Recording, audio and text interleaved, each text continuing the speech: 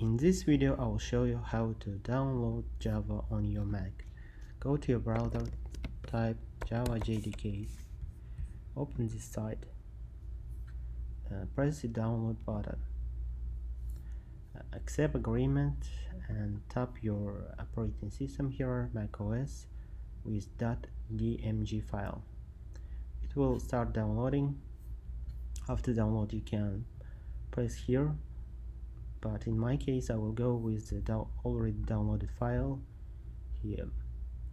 This Java in the downloads folder, the Java 13.dmg file.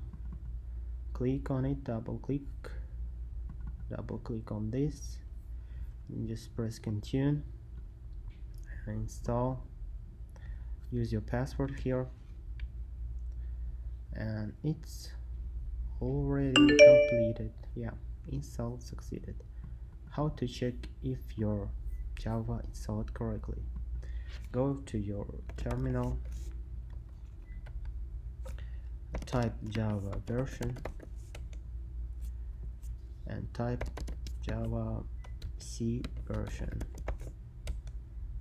Yeah, as you see, all of them are present here.